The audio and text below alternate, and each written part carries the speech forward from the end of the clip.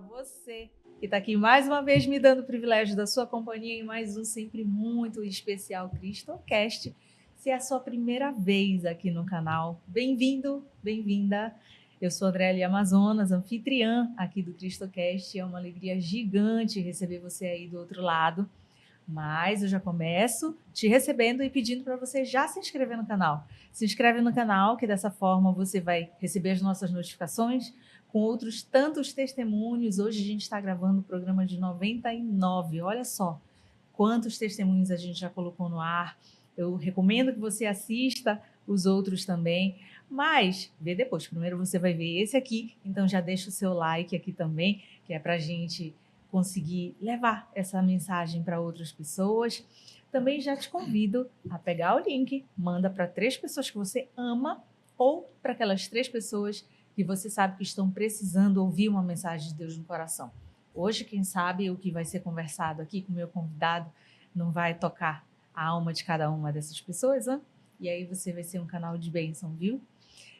Eu quero também te convidar para engajar na nossa missão aqui, sendo, de repente, um patrocinador do nosso canal e levando o Cristocast para muito mais lugares, para muito mais pessoas, assim como o Estúdio 091, que é aqui onde a gente grava, esse estúdio bonitão. Você também pode fazer o seu podcast aqui e que tem profissionais de excelência para te acompanhar, para conduzir a sua produção também, como fazem aqui com a gente. Então, sem me alongar demais e muito feliz, dando as boas-vindas para o meu convidado, que é o Wallace Brant, que começa dando um recadinho para aquela câmera ali. Olá, gente, muito bom estar com vocês aqui, participar dessa história que Deus está construindo, né? Episódio número 99, vou lembrar disso, espero já voltar, já vou deixar aqui Sim. O meu autoconvite, estou me autoconvidando para a próxima vez. Wallace, obrigada mesmo pela tua presença. E eu preciso dizer que o Wallace tem um serviço a Deus muito intenso, de bastante tempo, né? E com a graça de Deus, um grande nome da comunicação também, né? Na parte de evangelização. Eu queria começar sobre isso. Vamos começar com isso um pouquinho? Primeiro, como você começou a trabalhar nessa área da comunicação evangelizando? Perfeito. Bom, eu trabalho com comunicação já tem há 12 anos, basicamente, né? Hoje eu tenho 34 anos. Eu fui missionário, tive 2 anos no campo. Então, na minha cabeça, quando eu penso em comunicação, né? Eu penso que, de forma geral, todo cristão, ele é necessariamente um comunicador, né? Um dos atributos aí da comunicação, uma das formas de comunicar é falando. Então, todo mundo que fala sempre vai comunicar alguma coisa. E aí, como missionário, no campo missionário, eu tive 2 anos em Curitiba servindo, né? Como cristão batista, ao campo missionário. E aí eu me encontrei nesse lugar, então, de ser alguém que de forma talvez mais ativa estivesse evangelizando, comunicando o amor do Pai, né? Sei que, como eu falei, todo cristão, ele é um comunicador, ele é um testemunho, ele tem esse papel de falar com o outro, né, do amor do Pai. Só que nem sempre a gente consegue trazer isso para a mente, para uma vida diária e constante, né? Às vezes a gente fica como um consumista de uma mensagem, sempre na expectativa de ouvir Deus te ama, mas a gente também tem esse potencial. Todos nós cristãos temos o potencial de dizer para alguém, Deus te ama, Ele cuida de você, Ele está com você. Bom, então, no campo missionário ali, com a mão na massa, né? Esse era o nosso desafio, de pensar em formas criativas, de atingir corações, de ganhar pessoas, jovens especificamente, né? Para Cristo Jesus, para o amor, para a família, né, para o corpo de Cristo. E aí eu tive nesse processo de campo missionário. Quando eu volto para casa, eu não tinha muito o que fazer profissionalmente, porque como missionário, doei a minha vida ali, né, dediquei aquele tempo, mesmo que 2 anos, mas para mim, quando eu volto, parecia que tinha um buraco na minha vida profissional, por exemplo, né, ou na minha vida e tal. Eu lembro de ter ficado alguns dias ainda, alguns meses, servindo como missionário na minha cidade, nas igrejas da cidade, mas aí eu fui percebendo, falei, cara, preciso estudar alguma coisa, mesmo que para continuar sendo missionário, né, ou não, mas eu preciso estudar, preciso avançar. Eu tinha feito ensino médio só. E aí eu comecei a pesquisar ao redor, assim, o que eu podia fazer. Eu lembro de ter buscado algumas formas de trabalho, por ali, algumas vagas de trabalho, sem uma profissão ainda, e aí nada tinha aparecido. E aí eu reencontrei um amigo, né, que se tornou meu pastor Até agora há pouco tempo, ele ficou 10 anos me pastoreando, que é o pastor Felipe Molina. E ele tinha um programa de TV na minha cidade, uma TV local, sabe? E aí nesse programa eu comecei a trabalhar com ele. Eu já sabia, eu lembro de ter aberto o CorelDRAW, que é um programa onde você faz cartazes, né? Umas 5 vezes, sei lá, para fazer uma camisa para a igreja. Graças a Deus não tem prova disso. E também fazia um cartaz ou outro para a igreja, né? E aí ele me convidou, falou, cara, vamos fazer e tal. Eu sei que você não sabe, mas tem uma vaga de estagiário, talvez, né? E aí você consegue aprender, tá perto. Então foi aí que eu comecei a trabalhar com comunicação. Produzindo programas de TV, fazendo comercial. Era um programa cristão, né? Que também durou 10 anos na cidade local, lá na TV local. E aí eu comecei ali a trabalhar com isso, sabe? E aí Deus começou a usar isso, de alguma forma, né? Eu lembro de ter começado profissionalmente a trabalhar com isso. E aí Deus começou a me dar essas ferramentas para trabalhar com a igreja também, sobre comunicação especificamente. E me diz assim, a gente aqui a gente sempre fala assim, que a gente precisa falar com Deus, mas a gente precisa também falar sobre Deus. Sim, perfeito. Né? Fale com Deus e fale sobre Deus. É uma das coisas que eu mais repito aqui no programa. O quanto tu consideras, né, que a gente, enquanto cristão, consegue fazer isso? Porque, como tu bem falaste, a gente consome muita coisa, né? Mas eu acredito mesmo, assim, que todo mundo, todo cristão que vive a palavra de Deus tem não só o potencial, mas talvez o dever de falar mais sobre Deus, especialmente na nossa atualidade. Né? O que tu consideras sobre isso? Perfeito. Bom, acredito que a gente sempre, quando olha o ser ali humano, né? Quando olha para essa perspectiva de, eu preciso falar sobre Deus, né? Para alguém, contar alguma coisa sobre Deus, a gente tem alguns modelos de pessoas que falam. Ou é o padre, o diácono, o pastor, são pessoas que normalmente estão sendo vistas pela multidão, né? Quando você pensa num pastor, num padre, você tem uma multidão de pessoas ouvindo. E aí um homem, obviamente, muito sábio, que fez uma faculdade, que estudou, que passou horas orando, algumas coisas que, inclusive, deviam ser de todo cristão, né? Orar, meditar e etc. Mas a nossa perspectiva é essa. A gente olha para pessoas que, na nossa mente, se prepararam muito. A gente pensa na teologia, pensa no medo de falar em público que eu posso ter, pegar no microfone. Então, acho que a gente precisa desconstruir um pouco desse ambiente que a gente constrói na nossa mente, né? Quando a gente pensa falar sobre Deus, parece que é pregar para uma multidão, que é transmitir a mensagem na televisão, no podcast, na rádio. Eu acho que pode ser um pouco menos na nossa mente, sabe? A comparação pode ser um pouco menor e, inclusive, eu acho que, assim, você não precisa esperar, ter a expectativa, né?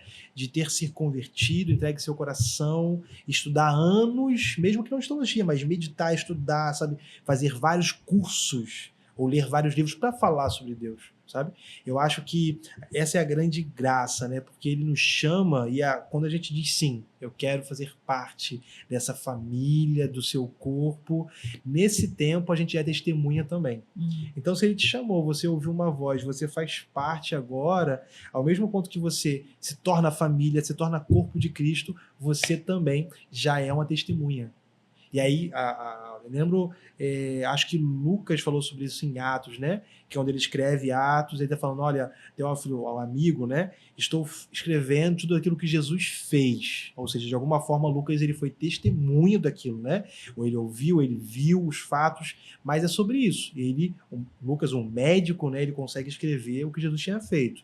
Em outro momento, se não me engano, Pedro ou João, vamos deixar aqui a dúvida, ele disse no livro, né, falando sobre isso, falou, olha, de tudo que vimos e ouvimos, disso damos testemunho.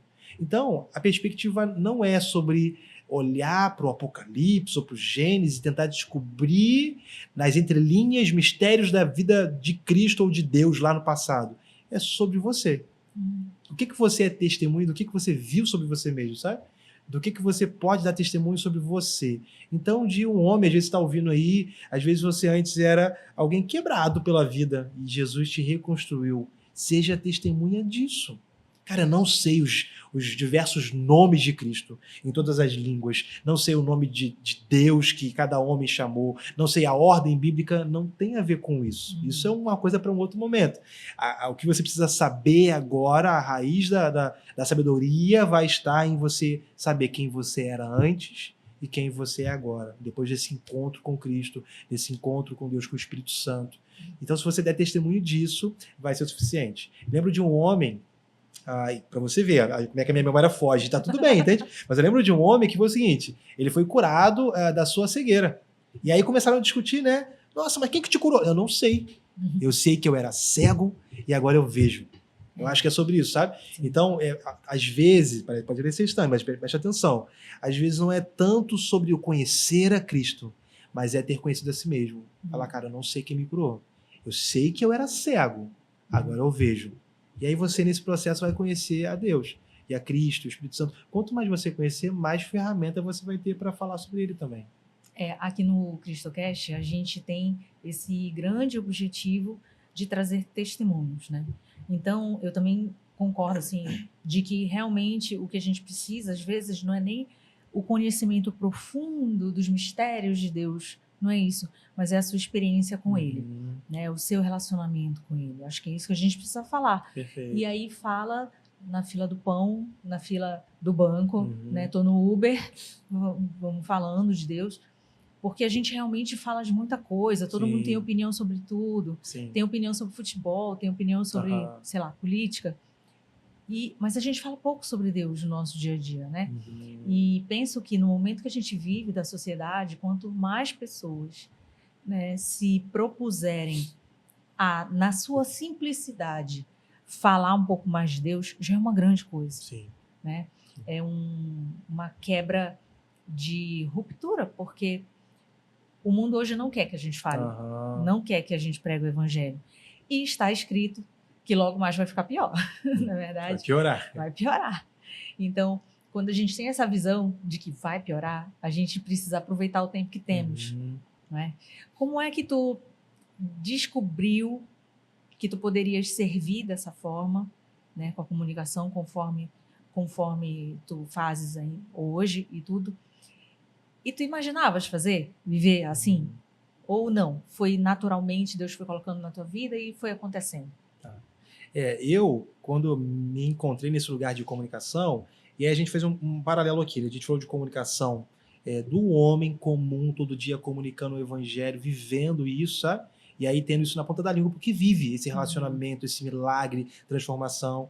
Isso é o homem comum que a gente continua falando sobre isso, ensinando a igreja, o homem, o cristão, ou às vezes quem está fora da igreja. Às vezes o cara viveu um milagre fora desse ambiente de igreja também, né? Então a gente sempre fala sobre isso. Mas eu também sou esse profissional de comunicação que treina a igreja, os profissionais, os voluntários, né? Como comunicação mesmo, publicidade, marketing, esse ambiente.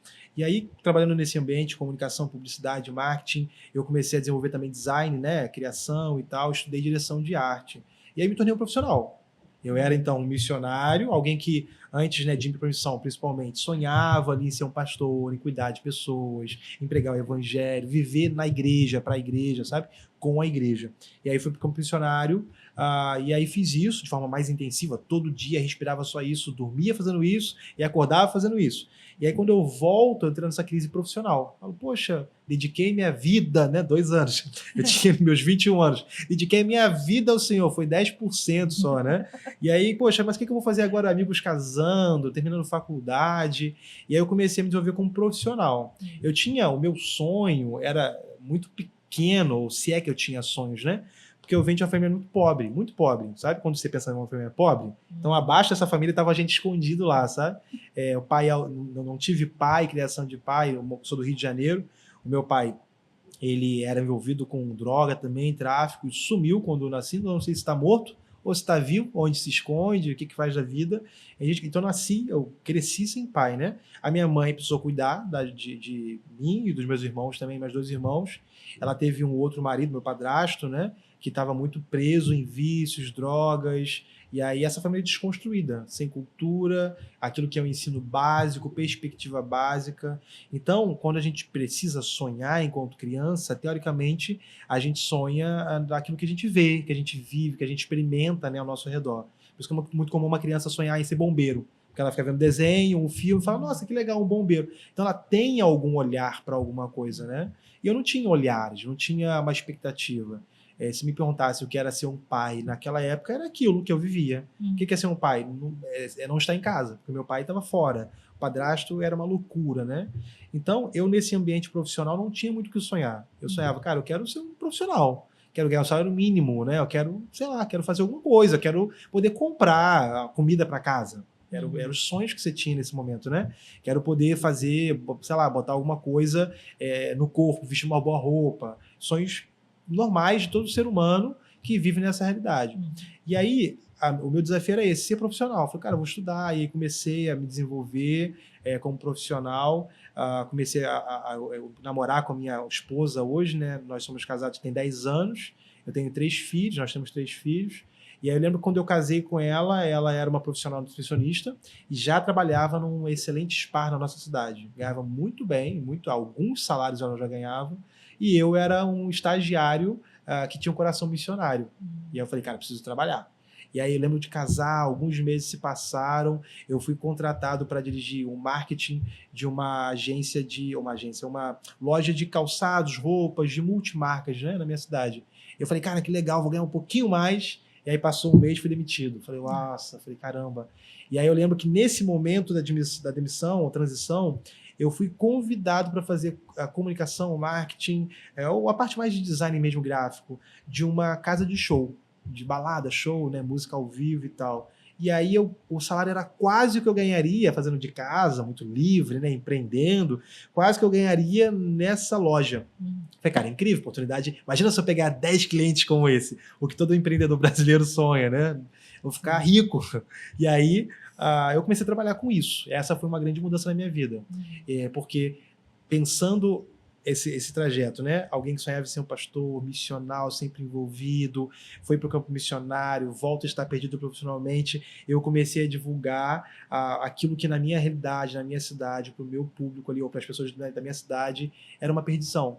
Porque os jovens eu de alguma forma usava os meus dons, talentos, habilidades para divulgar a balada que os jovens se perdiam. Então eu comecei a precisar estar presencialmente em alguns eventos e shows, e aí houve uma crise no meu coração, porque de um lado eu era celebrado. O pessoal, nossa, que legal, ficou incrível esse vídeo, essa arte, essa divulgação, os artistas, grandes artistas, né, aplaudindo no palco. Nossa, o evento só aconteceu por causa da vida do Wallace e tal. Então, a gente tinha aquele glamour, falando, nossa, um jovem, né, tinha 20 e poucos anos, nossa, que legal esse novo universo, né, sempre cristão, nossa, que legal esse universo. E aí, do outro lado, uma perspectiva de falar, cara, olha quantos jovens se perdendo. Quando acabava o evento, né, jovens drogados, alcoolizados, meninas na rua, e a mente ficava muito assim, o coração missional com o coração profissional, sabe? E eu estava crescendo nesse ambiente de trabalho profissional na nossa cidade. Eu cheguei a fazer todas as casas de show, de evento da minha cidade. Eu cheguei a trabalhar. Então eu fiquei muito perdido nisso, sabe? De um coração missional com um coração profissional.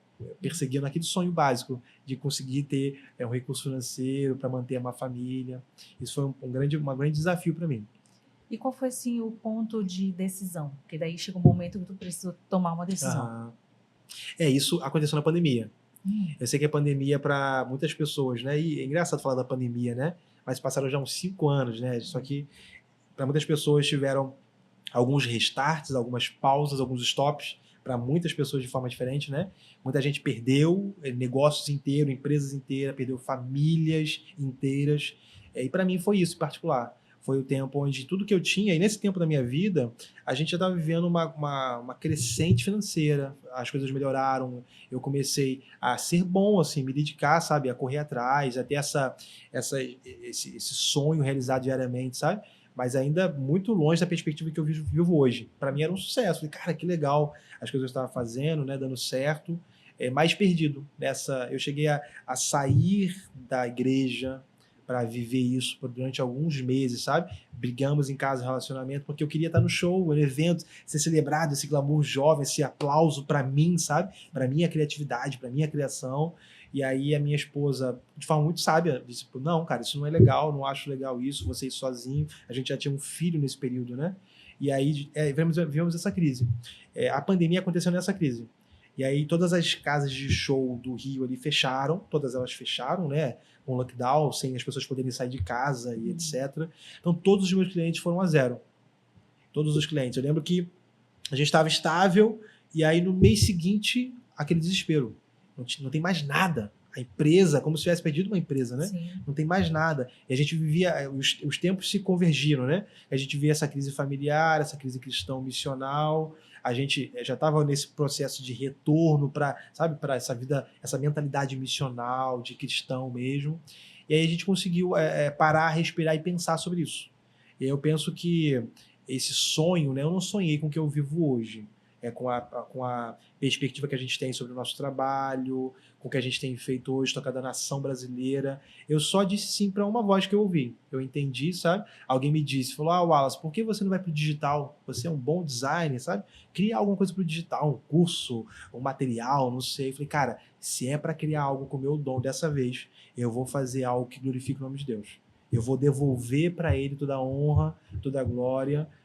E aí, se ele quiser me usar dessa forma, que seja, sabe? E eu disse sim, sem a noção do que aconteceria nos episódios seguintes. Mas tu não achas, assim, eu acho que esse que é o ponto fundamental, assim, né? Que é quando a gente diz sim, né? Quando a gente decide que vai ser por ele, para ele, né? Eu acho que é nesse momento que ele começa a tocar verdadeiramente assim, a mexer, não, agora eu vou mexer aqui, deixa eu ajudar, deixa eu fazer do meu jeitinho, né? Porque eu penso que enquanto a gente tenta fazer as coisas, conduzir a vida com as nossas próprias mãos, com as nossas próprias forças e vontades, fica tudo muito mais duro, muito mais difícil, né? E eu compartilho contigo, assim, do sentimento de estar vivendo algo que eu nunca imaginei. Eu também nunca imaginei estar fazendo o CristoCast, sabe? Mas também foi o meu sim, né? Que trouxe isso tudo aqui, que transformou isso. Eu compartilho muito, assim, com muitas pessoas. As pessoas falam assim, eu não sei como servir a Deus. Eu dizia, eu também não sabia, né? Também não sabia, apesar de ser uma profissional já com uma carreira, de ter tanto tempo de profissão, podia nem ser na minha profissão, né?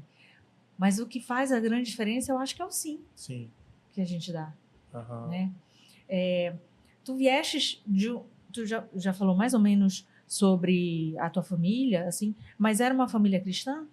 Não éramos cristãos. O contexto ali do meu nascimento, até os meus 11, 12 anos, a minha mãe e o padrasto, né, eles viviam nesse ambiente de outras religiões, afrodescendentes e tal, e aí a gente, nesse contexto, era muito conturbado ainda, né? Lembro da gente ter vindo para a igreja cristã na expectativa de ser transformado, de mudar de vida, a realidade, sabe? Tinha muitos vícios, como eu disse, meu padrasto, era um ambiente muito, muito difícil como família. Então, minha mãe, de alguma forma, nesse desespero, né, de transformar, de ter a esperança que Cristo promete, essa leveza, né? Esse alívio nas dores, a gente foi para a igreja, a gente foi experimentar, sabe? A gente diz que a dor, ela nos puxou, a dor, ela fez com que nós nos aproximássemos, né? Então a gente veio em busca de esperança. E aí, desde ali os 11 anos, a gente começa, então, nessa trajetória cristã. Aí é sempre muito envolvido, né? Eu lembro de uma vez, eu sou músico também, toco vários instrumentos nesse ambiente de igreja, ministro louvor e tal. Eu lembro de que eu tinha ali 11, 12 anos, eu estava subindo, eu sou nascido na cidade de Petrópolis, Rio de Janeiro, né? Uma região serrana do Rio de Janeiro. Então tem muitas montanhas, muitos vales, né? Então é muito comum você ter bairros inteiros em cima de uma montanha. E aí eu lembro que a gente mudou para uma casa onde você tinha o ônibus, né? Tinha que subir desde lá da ponta da montanha até subir as casas, os condomínios, vilas e etc. que tinham as ruas, né?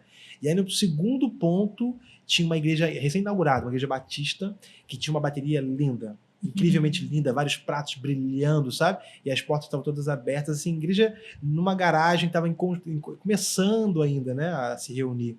Eu lembro de estar subindo com o ônibus, e aí a porta aberta, quando eu olho para o lado eu vejo uma bateria, e era meu sonho de criança. Porque eu sempre via shows, né, em casa. Acho que a graça da igreja é essa, que ela traz muita criança para esse universo artístico musical. Fora da igreja, é o show que você vê na casa, hoje é mais acessível. Mas há 20 anos atrás, uma bateria era só em show na televisão, né? E aí quando eu vi aquilo, eu desci correndo do ônibus. Eu sentei no ponto de ônibus e fiquei olhando para a bateria. Com 11, 12, sabe? Muito tempo olhando assim para a bateria. Nossa, que legal, que bonito e tal. E ninguém na igreja. Só tinha um pastor Robson, que foi quem me iniciou assim na caminhada cristã, né? Ele já varrendo a igreja e tal, arrumando as coisas. Ele falou, ei, jovem, vem cá, preciso de um baterista. Foi o que me salvou, sabe? Foi aonde Cristo me encontrou. Preciso de um baterista.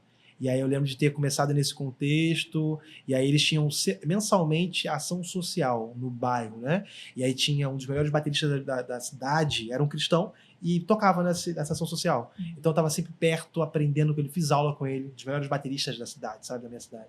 Então fiz aula com ele, se dá um bala. E aí sempre nesse contexto, arrumando, mexendo. Então eu aprendi a gostar da igreja nesse ambiente. De estar com a mão na massa, sabe, fazendo. E aí eu era a pessoa da ação social, que além de receber a cesta, arrumava as coisas para poder, sabe? A cesta básica, além da família receber, que ajudava a arrumar as coisas, os cabos, montava a bateria, desmontava a bateria, varria. Então eu sempre tive muito inserido nesse contexto. E eu brinco que a bateria foi a porta de entrada, sabe? Para onde Jesus me puxou para dentro do reino. Eu ia justamente te perguntar se tu tinhas recordação, enquanto criança, talvez, do momento aonde tu passaste a ter essa experiência pessoal. Porque a gente, quando é criança, é bem comum que a gente tenha as experiências a reboque da família, né? A reboque da mãe, dos pais e tal. Mas existe aquele momento que Deus começa a falar com a gente enquanto indivíduo, assim. Né? E tu achas que foi esse momento da bateria ou foi outro momento? Não, eu acho que isso foi uma isca. Assim, eu fui atraído. Tanto que hoje, né, desde esse momento ali, tem 20 anos que eu já estou desenvolvendo esse ambiente de música na igreja, tocando, liderando louvor. Então, acho que foi uma porta de entrada, foi muito estratégico de Cristo, assim, para me chamar a atenção de fato. Porque é engraçado, mas ele é tão belo, tão lindo e incrível, que às vezes os nossos olhos não estão treinados para isso, para enxergar a beleza. Sabe aquela parábola do homem que estava andando no terreno, tropeça numa pedra de ouro? Eu, se tropeçasse numa pedra de ouro, não sei se daria atenção, porque eu não sei reconhecer ouro, entende? Então, acho que pessoas elas vão saber reconhecer na sua própria vida aquelas que são os ouros, as pedras escondidas ali, as coisas belas, né? Então, para mim, a bateria foi o meu ouro. Eu tropecei naquilo, vendi tudo que eu tinha para comprar essa entrada ali, para fazer parte disso. Eu lembro de fazer parte, né? Uma igreja pequena, não tinha jovens, adolescentes. Então, eu estava muito com os senhores, irmãos da igreja mesmo, sabe? Foi muito bom para mim, porque me amadureceu rápido também. Não tinha esse papo adolescente jovem, mas tinha um irmão ou irmã mais experiente, casados. Eu comecei a ser transformado nisso, sabe? E aí, como ministro de louvor, a gente sempre teve essa busca, essa preocupação de encontrar um pouco mais com Deus, de ouvi-lo mais. Mas eu acho que essa chama, assim, real, ela se acende, assim, daquilo que eu tenho memória, né? Perto dos 17 anos. Não com uma resposta do Espírito Santo ou de Deus, mas como uma fome e uma sede da minha parte. A gente começou como grupo de louvor e banda e tal, a se preocupar com isso. Falar, cara, será que é tudo que tem, sabe? A gente acho que faltava, sabe, era uma curiosidade santa de, cara, o que pode mais do que isso? A gente olhava para as pessoas ao nosso redor que pareciam ser reais, assim, né? Na nossa perspectiva, e falava, cara, será que não tem mais alguma coisa? Porque como adolescente, não sei se era de fato uma insatisfação da nossa vida, né? Mas era uma busca, era uma procura, era uma necessidade que a gente sentia. Então, acho que as primeiras experiências com Cristo, elas vieram nas dúvidas, de, poxa, o que tem mais? Era uma busca para um lugar de devocional, um lugar de oração, sabe, um lugar de entrega, que eu vivi alguns anos depois com o próprio campo missionário, né? O campo missionário, ele vem talvez há um ano depois dessas perguntas nossas, cara, será que tem mais coisa para viver? Será que a gente pode fazer algo mais? E eu lembro, é muito louco esse episódio, né? Porque minha mãe sempre falou muito disso para mim, filho, vive para Cristo, sabe? Se dedique. Ela nunca teve de forma inocente, mas muito certeira. Ela não teve essa questão de estude, faça grandes faculdades, grandes cursos e tudo isso, sabe? Se prepare para o mundo. Mas ela sempre falou, se dedique nas coisas do Senhor. Se você fizer isso, eu estarei muito feliz. E aí, nesse ambiente, a gente recebeu na igreja, na nossa cidade, um projeto missionário. Esse projeto missionário era itinerante, era um motorhome, um ônibus casa, que viajava todo final de semana para uma cidade diferente. E aí, quinta e sexta, trabalhava com escolas, na rua, nas praças. Sábado, na praça também fazendo ação social e evangelismo à noite. E domingo com a igreja. Então, a gente viveu esse ambiente durante uma semana. e o meu coração foi capturado. Foi quando eu fui para o campo missionário, né? Ah, Eu lembro até hoje, eu fui para casa, falei com meu pastor primeiro, falei, pastor, eu acho que eu vou. Ele fala, vai, cara, eu acho que faz muito sentido. A gente, assim, uma conversa muito louca, né? 17 anos, 18 anos, falou, eu acho que eu vou. Ele falou, vai, cara, vai sim, que eu acho que faz muito sentido porque a gente está buscando, procurando o que você está orando. E aí eu fui para casa, eu tinha ficado com eles de quinta-feira, aí eles descansaram até quarta-feira seguinte, né? Na quinta eles iriam embora para uma outra igreja em outra cidade. Eu lembro que na quarta-feira participei do culto com ele, fui em casa correndo, falei, mãe, eu tenho algo para te contar. Ela falou, o que foi, meu filho?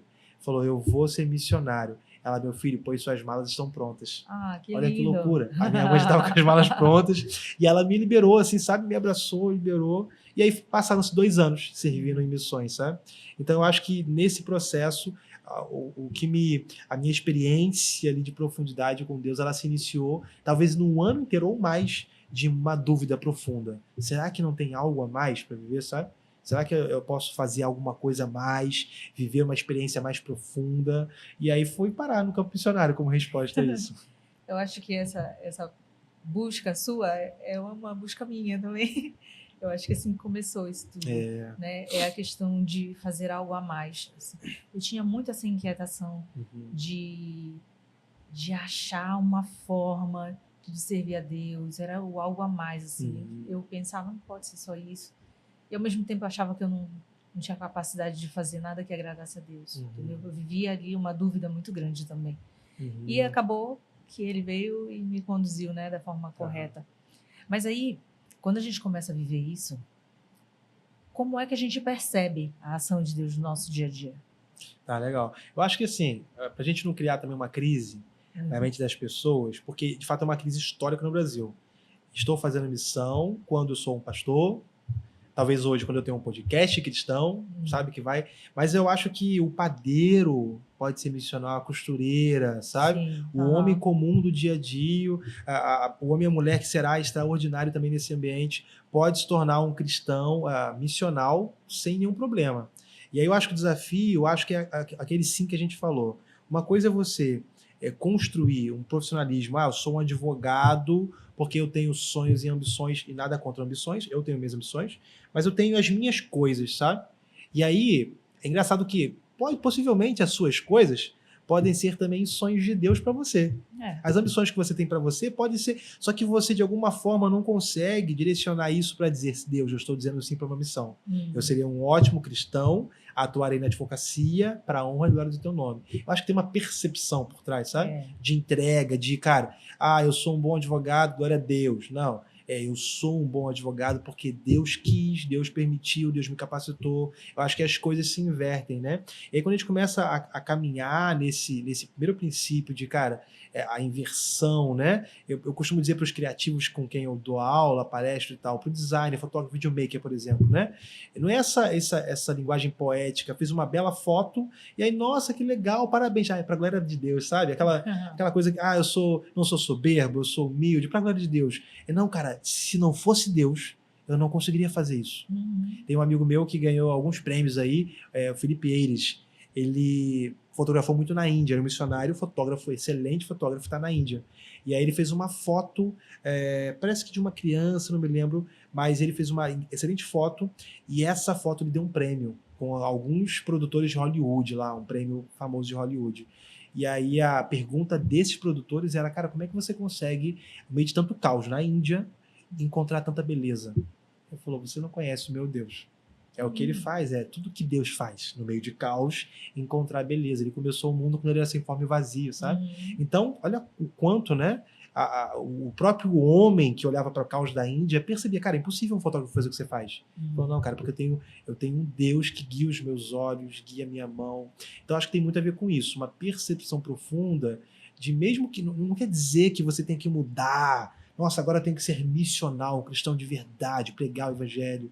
Mas é encontrar Deus no sentido do que você faz. Fala, cara, eu estou fazendo isso, eu sou uma costureira, um padeiro, uma atendente, mas eu faço isso porque Deus me quis aqui para esse tempo. E aí você começa nesse ambiente, entender se Deus realmente te quis ali.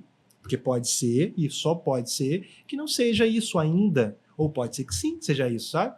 E aí você, nesse ambiente de encontrar, cara, não é aqui que Deus me quer, eu não consigo encontrar paz nisso. você vai construir com Deus um ambiente de paz, sabe? Às vezes você é a pessoa certa, fazendo a coisa certa no lugar errado.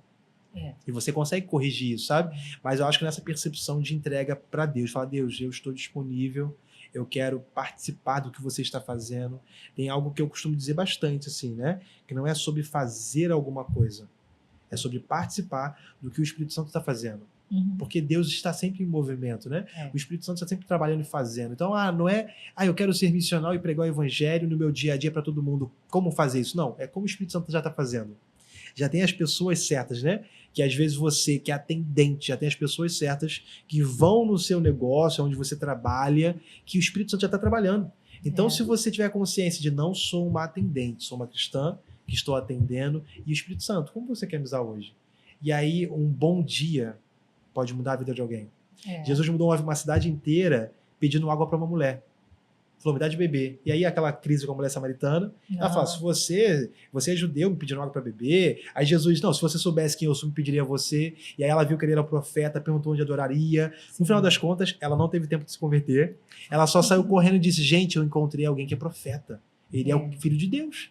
Olha que loucura, entende? Só pedindo alguém de uma água. Então imagina você se encontrar na missão, né? E aí as pessoas ao seu redor começarem a encontrar Cristo só porque você pediu para alguém uma água.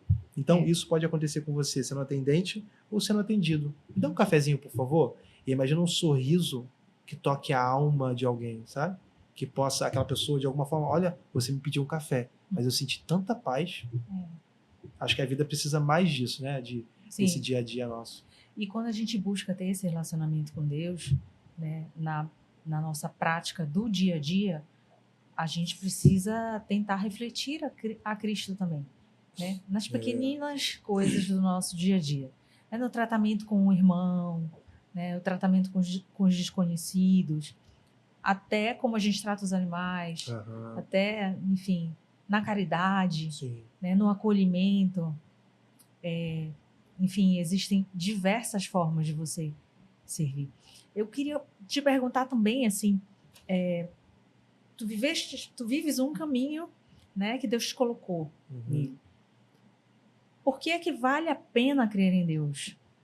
Né? Diante disso que tu vives, tu imaginas que a tua vida poderia ser extremamente diferente, fosse em outro cenário, se tu não acreditasse tanto em Deus tão firmemente? Eu acho que, como a gente iniciou falando sobre os conhecimentos que são propostos, né? Eu posso conhecer muito a Deus e continuar estudando e me aprofundando e ouvir as histórias sobre Deus no mundo, né? Desde o início do mundo. Mas também eu tenho conhecimento de quem eu sou, da minha realidade, onde eu vim, das possibilidades que me eram propostas. E aí, quando eu olho para o meu passado e faço essa mistura, sabe, de quem Deus é, o que é proposto de conhecimento sobre Deus, e olho para o meu passado, eu penso, se não fosse Deus, eu não seria quem eu sou hoje. Não teria chance, né? Oportunidade de eu chegar onde eu cheguei, de ser quem eu sou. Só Deus consegue fazer isso, pegar esse caos e trazer vida, esperança, expectativa. E não só um caos transformador para mim. Mudei a vida do Wallace, que legal, parabéns. Mas, de alguma forma, consegui inspirar outras pessoas na nação e no mundo, sabe, acerca de quem Deus é. Isso que eu acho que é a grande beleza, né, de acreditar. É olhar para isso e, às vezes, fazer cálculo, matemática, sabe, lógica, se for preciso. Falar, cara, eu vim daqui, os meus amigos estão nessa realidade, os meus familiares nessa realidade, mas eu estou totalmente diferente. Eu sou improvável dessa causa, sabe? Só pode ser Deus. Não teria outra forma, né, de chegar aqui vivo e feliz, com uma família linda, se não fosse Deus. Então, eu acho que essa ideia de crer em Deus tem a ver com isso, sabe? De analisar a vida. Eu acho que a fé não é uma coisa louca, que você só, sabe? Eu acho que você crê porque você precisa ser transformado. Fala, cara, eu vi o que o Wallace falou sobre a vida dele e eu vou crer em Deus porque eu preciso disso também. A fé é uma decisão, então? Exatamente, a fé é uma decisão. Ou você crê porque você precisa, ou você crê porque você viveu. As duas coisas vão seguir uma outra, sabe? Se você tá vendo, ouvindo agora aí também, cara, eu preciso. Só creia, eu acho que é uma decisão, sabe? É um ponto onde você diz sim, e aí você começa a viver essa experiência de fé. Naturalmente, se a fé não é uma loucura para se aceitar, é algo que você diz sim, uma decisão que você aceita, naturalmente os dias seguintes não são mágicos. Uhum. Não é porque eu disse, eu criei, fiz a matemática, o cálculo 1 mais 1 é 2, criei em Cristo, criei em Deus, e perfeito. Agora tudo vai dar certo. Não vai dar certo, sabe? Eu acho que não é por aí. Acho que é um caminho, um processo, e esse é o desafio. O que muda de alguém pedir uma xícara de café e abençoar alguém com um sorriso para alguém que não abençoou é a vida amarga ou a vida grata, que é resultado de uma fé aplicada, né? Alguém que creu, ele vai ser transformado, ou que creu para ser transformado. O que muda é o que você olha para sua vida. Hoje eu olho para minha vida e dou risadas e acho graça. Falo, cara, porque eu olho da perspectiva de Deus, né? Fala, Deus, você chega a ser engraçado, porque se não fosse você, sabe? Por que acreditam tantas pessoas melhores do que eu para fazer o que eu estou fazendo hoje, para ser referência no Brasil, no meu lugar, sabe? E Deus preferiu acreditar em mim, ou acreditou em mim também, porque acreditou nos outros, né? E olho para trás e falo, cara, eu poderia. Cadê meu pai? A minha mãe era pobre, minha mãe me ensinou isso, amargo, pesado, mas eu preferi ressignificar. Cara, Deus construiu uma história linda, sabe? É muito mais milagroso para mim hoje olhar para trás e falar, nossa, eu fui transformado, do que olhar para trás e viver, sabe? Amargamente, a falta de pai, não sei o quê, não sei o quê, coitado de mim, sabe? Eu não tive isso, não tive estudo. Hoje, para mim contar isso, em muitos ambientes eu faço isso, como eu fiz no último evento que eu participei, tinham lá 500 profissionais de comunicação com doutorado, mestrado. Eu tinha vergonha, às vezes, de perguntar o que o cara estudou, porque era sempre um nível a mais. NBA, não sei o quê. Diretores de grande televisão da América do Sul, sabe? Da maior televisão cristã do Brasil. Eu falo, cara, o nível era muito alto. Os caras pararam para me ouvir. E não tem como não achar graça nisso. Fala, gente, eu sei que vocês estudaram muito, mas de mim mesmo, eu não tenho nada para passar para vocês. E, cara, eu vim de uma realidade totalmente, sabe? Totalmente improvável. Improvável, sabe? Então, eu acho que encontrar essa realidade do testemunho que você viveu, que você ressignificar isso, vai te levar para um lugar de graça, sabe? De perceber graça de Deus, misericórdia de Deus. Você vai rir disso, porque a vida vai se transformando naquilo que Deus quer para você, sabe? Então, eu acho que uma aceitação do passado, uma ressignificação extremamente necessária para que você, no futuro, no presente, você encontre gratidão. Se você não consegue olhar para o passado, sabe? E chorar ao mesmo tempo que você ri, você não consegue chegar no futuro e encontrar gratidão. Você não tem do que ser grato, sabe? Porque para você vai ser sempre amargo, o passado te dói até hoje, sabe? Você não consegue enxergar Deus ali. Então, eu acho que tem muito a ver com isso. Eu acho que gratidão, ela se envolve muito na minha vida. Eu acho que esse princípio de gratidão, então todos os dias, todos os momentos, a gente passa dificuldade como família. Eu tenho 3 filhos, dos 3, 2 são autistas. Um de nível 3, um de nível 1, o mais velho e o mais novo. Então, assim, é desafiador. A fé, eu decidi crer, a fé é desafiadora. Eu creio no Deus que faz milagre. Sim. E o meu filho mais novo tem 5 anos e não fala. Ele anda mal, entende? Então, não é sobre o milagre que eu estou esperando e, sabe? Meu filho, então Deus não existe. Cara, porque ele, com dificuldade de andar, sem fala, com todas as dificuldades que são propostas para ele, é o garoto mais alegre que eu conheço. Entende? Lindo. Então, a celebração daquilo que é positivo, cara, passa de já perceber todo o resto, a gente suporta com alegria, porque a gente tem gratidão no sorriso que ele dá, entende? Então, isso é incrível. Eu acho que encontrar gratidão em meio à dor ali, essa beleza, pode transformar a vida de alguém. Mas eu acho que essa ideia, né, esse conceito, esse paradigma que precisa ser quebrado para isso, poucas pessoas querem enfrentar.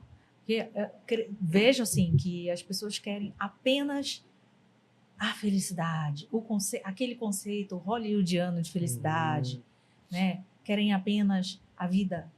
Só quero uma vida boa. Eu não quero ter problema. Eu só quero. Não é isso que o Evangelho nos traz, né? Isso vem também, mas não é só isso. A gente precisa também entender que enquanto cristãos a gente precisa saber lidar com a cruz. Sim, exatamente. Né? Saber lidar com a cruz. Aceitar a cruz para que ela transforme a gente também. 2 coisas são propostas. A aflição, no mundo teria aflição, mas tem de bom ânimo. E a graça é encontrada, a gratidão está no bom ânimo, sabe? De você olhar para aquilo e perceber de fato que o cuidado de Deus ali no meio das aflições pode trazer ânimo. Então, acho que tem a ver com isso, sabe? desenvolver o bom ânimo no meio da aflição. E aí, se você, no meio da aflição, não consegue encontrar Deus, é o grande problema. Porque também é Deus quem te leva para a aflição. Então, possivelmente, se você não está encontrando Deus na aflição que ele te levou, e você se preocupa tanto com a aflição que esquece de Deus, ou você está num lugar que Deus não quer que você esteja. E aí tudo bem, dê meia volta e volte para a aflição que Deus quer que você passe, entende? Então não é sobre fugir da aflição, é sobre estar na aflição que Deus quer que você esteja naquele tempo, naquele período, e aí o trabalho que você vai ter, o maior trabalho que você pode ter é encontrar o bom ânimo no meio da aflição junto com Cristo. Que é um gigante desafio, né? Assim, é desafiador você aceitar, porém você não vai estar sozinho. Sim. Né? Vai estar com Deus do seu lado, acompanhando, ensinando, provendo, acalentando, muitas vezes, assim. É um desafio muito grande, penso. Sim. Mas valoroso, né? Com certeza. Tu tens alguma experiência, não sei, de repente tu passou por alguma experiência onde tu chegou a contestar Deus, assim, por que isso? Já viveu alguma situação nesse sentido? Eu acho que, assim, uma das experiências que eu posso ter vivido, ela se desenvolve realmente nesse ambiente dos meus filhos, sabe? Porque a gente, no contexto que a gente vivia, a gente presenciou alguns milagres reais, sabe? De pessoas que não ouviam começar a ouvir. E a gente, pessoas com o braço quebrado e o braço voltar normal, sabe? Poder tirar ali, atalo, gesso e tal. E aí, nesse mesmo período, logo assim, engraçado, né? A vida e as aflições que a vida propõe. Porque foi nesse período mesmo de vários milagres, no lugar onde a gente estava morando, de pessoas que não estavam falando mais senhoras e voltarem a falar, sabe? Coisas muito, assim, realmente poderosas. E aí, nesse mesmo período que meu filho nasce, meu filho mais velho, né? O mais novo, que tem o nível 3 de autismo. E aí tem essas paralisias um pouco mais motoras também, ele tem esse problema de fala, até hoje ele não se comunica, não verbal, né? Então, essa transição, ela não mexeu com a minha fé, sabe? Mas me estacionou um pouco. Tipo assim, peraí, vamos ver o que vai acontecer, sabe? Me trouxe para um lugar de letargia, de passivismo, até a gente encontrar essa beleza, né? E é engraçado que a gente, nessa busca por soluções, por médicos, consultas e tal, eu lembro dessa frase, eu não lembro o que a gente estava buscando exatamente, ou o que a gente estava querendo encontrar na medicina, mas foi uma médica que disse, mas o bom é que o Pedro é um garoto muito alegre, né? E aí uma médica não cristã, sabe? A medicina, que normalmente em algumas outras situações viria contra Deus, né? Mas ela trouxe aquilo e aí eu encontrei essa beleza no meio do caos, sabe? Porque infelizmente, ou não assim, com uma tristeza, mas a vida de uma mãe, um pai atípico, né? Pai de autista, é muito pesada, muito dura, né? Então até para você que está aí ouvindo, vendo também, essa percepção, eu sei quanto é dura, né? Mas conseguir enxergar no meio dessa loucura, dessa correria, dessa agitação, dessa vida que às vezes tem que ser paralisada, agendas desfeitas, né? Sonhos desfeitos, você conseguir enxergar esse lindo sorriso de uma criança, sabe? Então, ao mesmo tempo que isso me desconstruiu um pouco assim, me trouxe para um novo lugar, um lugar de celebração ainda mais profunda naquilo que Deus tem feito na nossa vida, no nosso cotidiano também. Tu consegues ver que diante de um cenário desse, por exemplo, pode ser que seja uma forma de Deus falar contigo também? Sim. Eu acho que eu como eu tive no campo missionário, esses 2 anos tocou minha vida, né? Porque todo final de semana a gente estava correndo para um lado para o outro e tal, não sei o quê.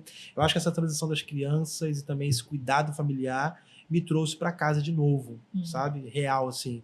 Porque até nesse momento, talvez, eu percebi as dificuldades, talvez eu ainda tivesse esse sonho de viajar muito. Hoje eu viajo bastante, mas a minha agenda é reduzida. Eu viajo a cada 3 semanas, o que a gente definiu como uma agenda saudável. Então, possivelmente, fora desse ambiente de cuidado familiar, sabe, eu tivesse vivendo uma outra realidade. E aí talvez eu não tivesse encontrado o real prazer da viagem, que é voltar para casa, sabe? Então, eu estava preso no ir. E até um missionário, é muito bom quando vai, mas melhor ainda é poder voltar para casa, ter para onde voltar, né? Então, eu reencontrei esse ambiente familiar, essa perspectiva de família, de celebrar, sabe? De abrir a porta gritando, cheguei, e as crianças estarem ali, e de amar, não precisar viajar, sabe?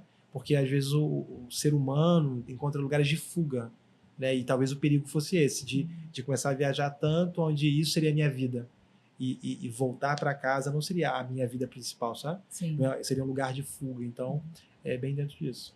Com a vivência que tu tens alguma passagem nas escrituras que te toca mais fundo, que tu te identifica? Acho que passagem especificamente, não, mas um conceito, que foram os diversos milagres que Jesus ele conseguiu desenvolver, que aconteceram na sua, sabe, no dia a dia de Jesus na Terra, né?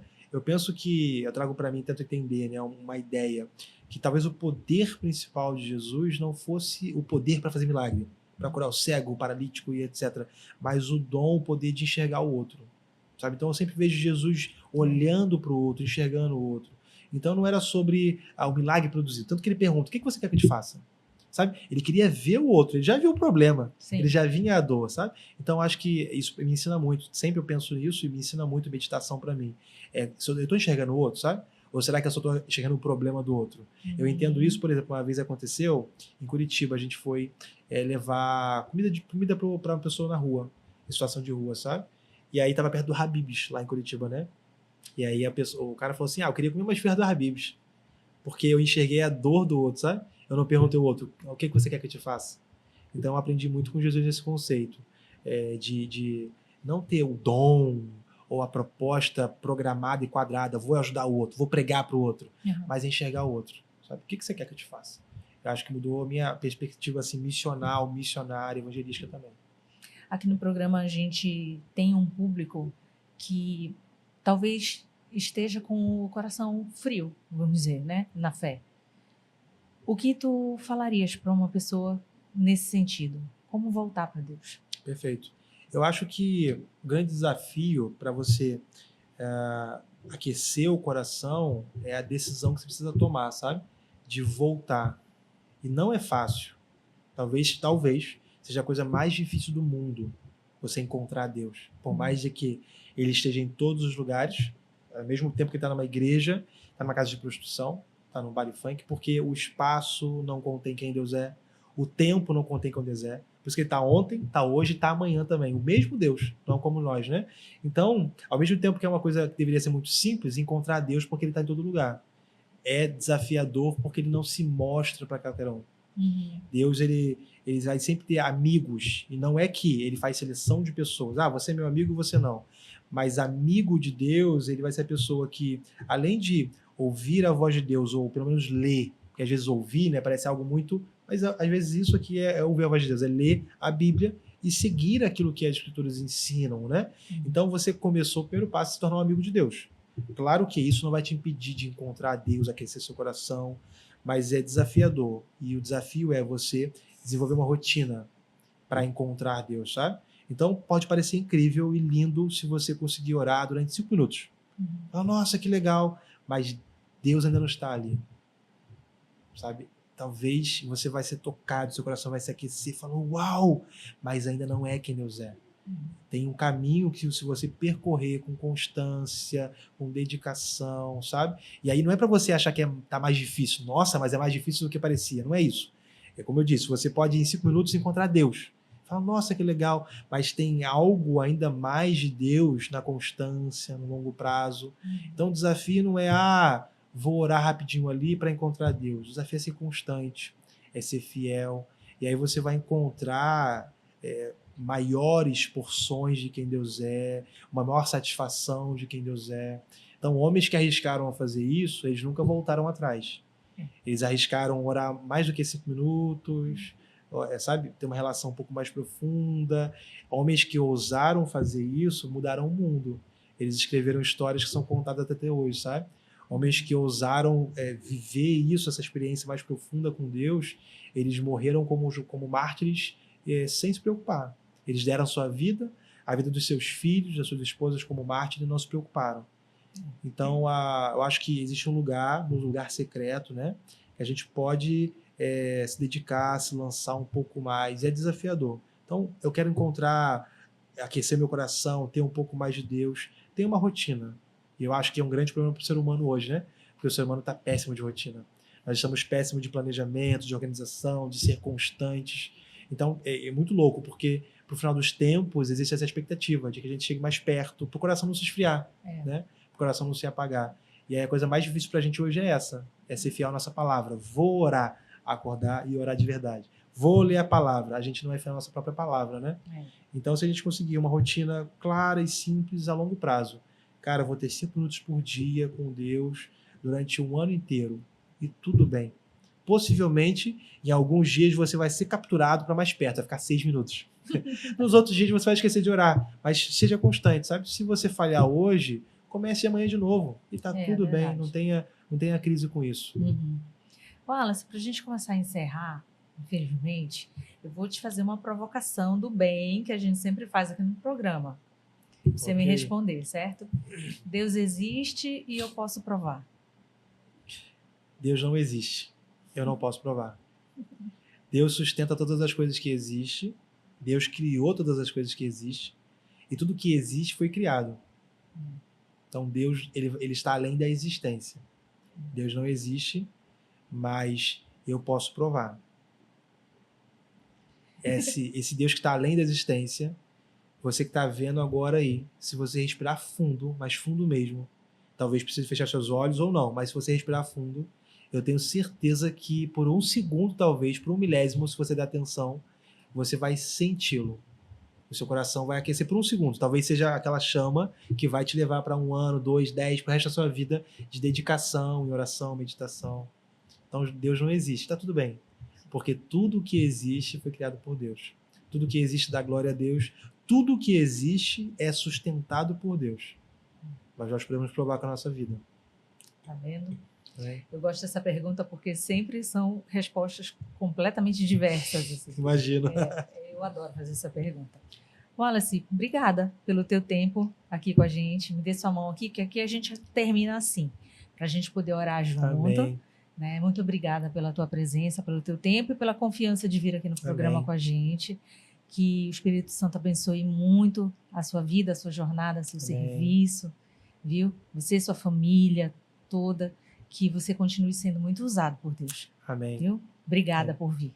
Glória a Deus. Você quer deixar mais um recadinho? Bom, foi uma honra estar com vocês aqui, muito bom saber que vocês foram fiéis ao chamado, né? 2 anos aí, não é isso? 2 anos? Vamos fazer 2 anos. Vai fazer 2 anos, 99 episódios esse, daqui a pouco já chega os 100 e muitos mais virão. Então, uma honra estar com vocês aqui, se relacionar com pessoas que são fiéis ao chamado. E você que está aí vendo a gente também, não esquece de deixar o like aqui, de compartilhar. Tenho certeza que algumas pessoas vão ser tocadas, não só com esse episódio, mas com todos os outros aí. É uma forma de ser missional também, né? De ser um missionário, às vezes compartilhando o que o outro tem para dizer. Sim. E muito obrigado você ter tido paciência de ficar até aqui, nesse momento, ouvindo. Eu sinto honrado também de poder ser uma testemunha, de poder compartilhar as coisas que Deus fez na minha vida. E me segue nas redes sociais, pode deixar também? Claro, né? A rede social é o Wallace Brand, o Wallace com 2 L's ali, e Brand com D mudo. Então me segue lá. Quem sabe você não vai curtir um pouco do que a gente compartilha também. Obrigada, viu?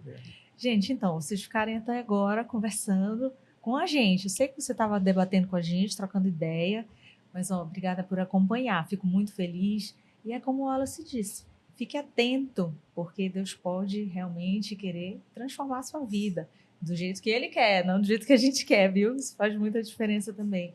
E aí feche seus olhos e pede para que o Espírito Santo venha transformar o seu coração, para que ali Ele faça morada e essa transformação aconteça. Deixa nos comentários o que foi que dessa conversa ficou mais forte aí para você, no seu coração. Deixa um like também para ajudar aqui o canal. E, como sempre, com muita alegria, eu e você nos vemos no próximo CristoCast.